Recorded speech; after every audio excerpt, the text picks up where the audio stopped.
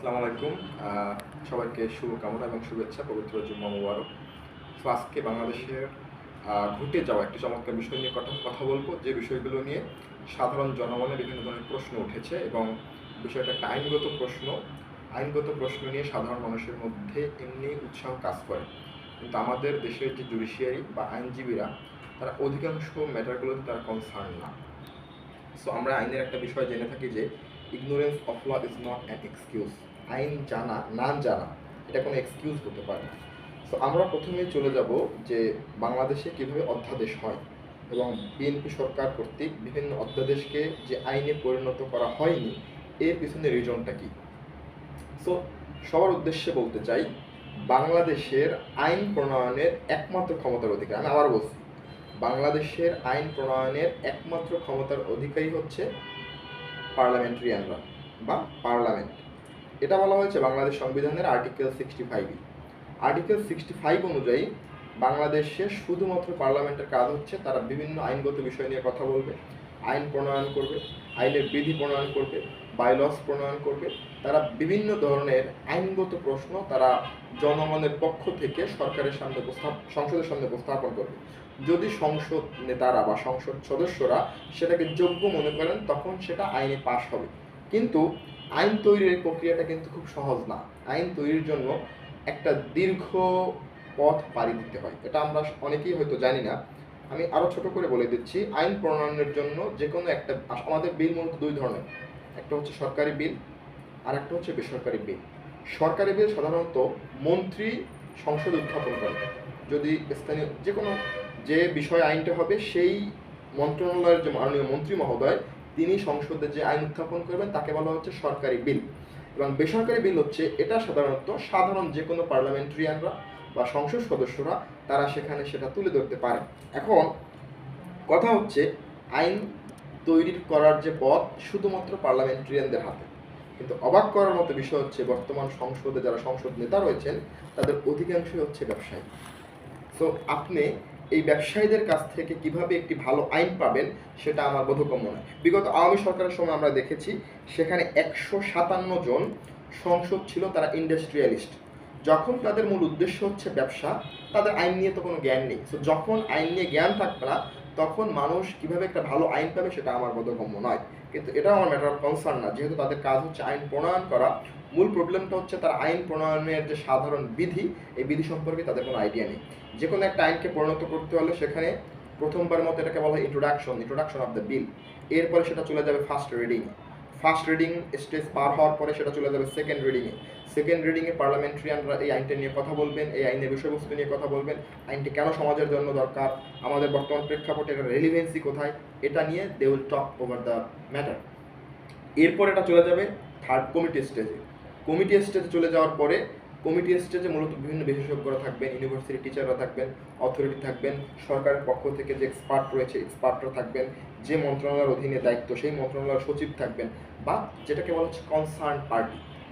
এই আইন তৈরি করার ক্ষেত্রে যারা কনসার্ন পার্টি, তারা সেখানে কমিটি স্টেজে থাকবেন। কমিটি স্টেজে যখন এই বিলটা পাস হবে, তখন আবার সেটা চলে যাবে হচ্ছে ফোর্থ স্টেজে। এই ফোর্থ স্টেজে যাওয়ার পরবর্তী প্রসিডিউরে স্পিকার হ্যাঁ না ভোটের মাধ্যমে কোনো একটা আইন পাশ করবেন। স্পিকার সংসদে এভাবে বলবেন যে আপনারা কি এই আইনটার পক্ষে আছেন, যারা আছেন তারা হ্যাঁ বলুন। সো এই প্রসিডিউরগুলো মেনটেন করা কিন্তু একদিন সম্ভব। এই প্রসিডিউরগুলো মেনটেন করতে হলে আপনাকে অবশ্যই দীর্ঘদিন ধরে এখানে হচ্ছে আপনাকে সংসদে কথা বলতে হবে, বিভিন্ন ব্যাপারে আপনাকে সংসদ সদস্য সেখানে মতামত দিবে, আইনের বিপক্ষে কথা বলবে, আইনের পক্ষে কথা বলবে, আইন নিয়ে গবেষণা হবে। অ্যাট লাস্ট তারা যেটা করবে, সংসদরা পাশ করার পর এটা চলে যাবে প্রেসিডেন্টের হাতে। প্রেসিডেন্ট যদি সেটা পাশ করে, তখন সেটা চলে যাবে হচ্ছে পাবলিক পার্টিসিপেশন বা জনগণের কাছে। জনগণ যদি সেখানে জনগণের মতামত মূলত নেওয়া হয় দুইভাবে। প্রথমবার নেওয়া হয় হচ্ছে এই আইনটা করার সময়, শেষে নেওয়া হয় যখন এই আইনটা হয়ে যায়। যখন জনগণের মতামত হয়ে যায়, একদম শেষ পর্যায়ে গিয়ে সরকার গেজেট আকারে একটা আইন প্রণয়ন করে। এটা হচ্ছে বাংলাদেশে একটা আইন প্রণয়নের দীর্ঘ পরিক্রমা। ফর এক্সাম্পল, এখন আইন কিন্তু আরও একভাবে করা যায়, সেটা হচ্ছে আর্টিকেল 39, যাকে বলা হচ্ছে অর্ডিন্যান্স বা অনুচ্ছেদ।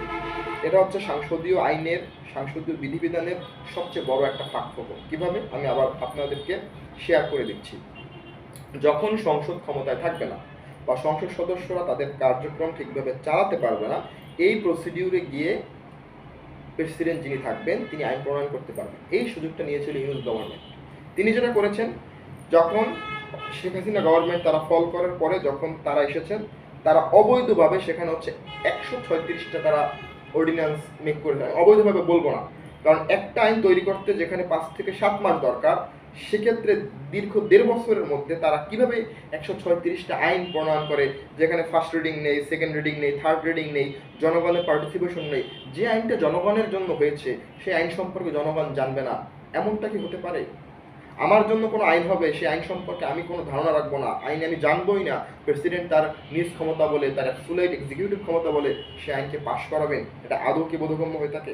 ফর এক্সাম্পল, এই বিগত হচ্ছে আপনার অর্ডিন্যান্স অনুযায়ী বিজ্ঞ ইউনূস গভর্নমেন্ট তারা কিন্তু এভাবে হুট করে জনগণের সামনে একটা ধুলো দিয়ে অনেকগুলো আইনকে তারা প্রণয়ন করেছেন অর্ডিন্যান্সের মাধ্যমে। এখন অর্ডিন্যান্স কখন হয়? এটা একটা এক্সেপশনাল প্রসেস।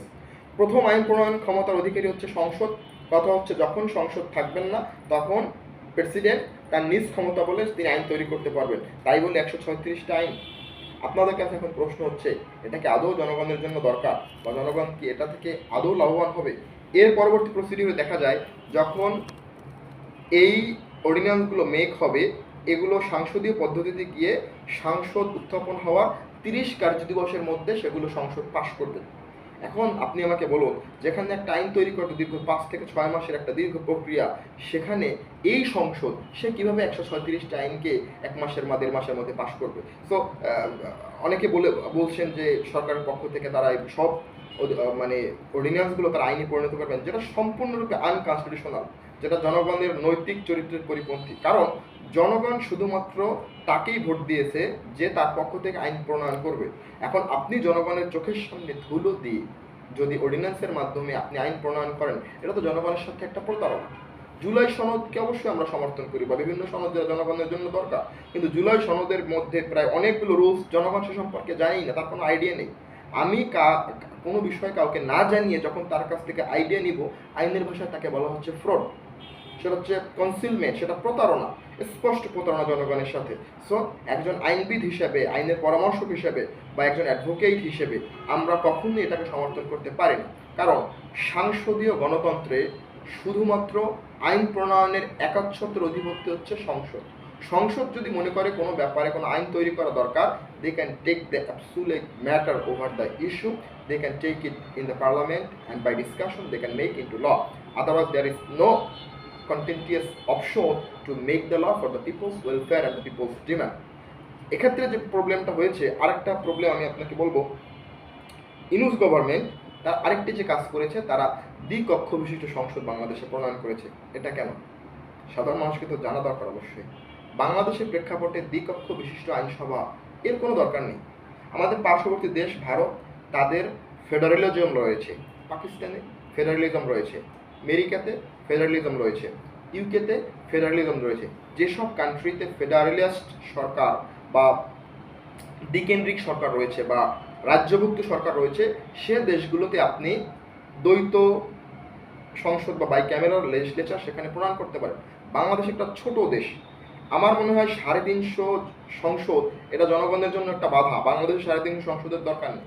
তো এই বিষয়গুলো আপনি যখন জনগণের সামনে ধুলো দিয়ে আপনি সংসদে কাকে ইনক্লুড করতে চান, এটা একদম পরিষ্কার অর্থ হচ্ছে এই যে 100 জন যারা উচ্চকক্ষে নিয়োগ পাবে তাদের কোনো ভোট নেই। তারা বিভিন্ন দলের থিঙ্ক ট্যাঙ্ক হিসেবে কাজ করেন, ইউনিভার্সিটির টিচার রয়েছেন, সাংবাদিক রয়েছেন, তারা জনগণের ভোটে নির্বাচিত হবেন না। ফর এক্সাম্পল, বাংলাদেশে এখনও অনেক বড় বড় আইনজীবী বা বড় বড় নেতা রয়েছেন যাদেরকে মানুষ পছন্দ করে, কিন্তু তাদেরকে ভোট দিবে না। সবচেয়ে বড় উদাহরণ শিশির মনিরকে কিন্তু আপনি দেখতে পাচ্ছেন। সো খুব বড় ধরনের পলিটিক্যাল লিডার এমন বাংলাদেশে যারা রয়েছেন, তাদের সংসদে যাওয়ার অনৈতিক উপায়, এটাকে আমি অনৈতিক উপায় বলব, কারণ এটা সম্পূর্ণরূপে একটা অনির্বাচিত উপায়।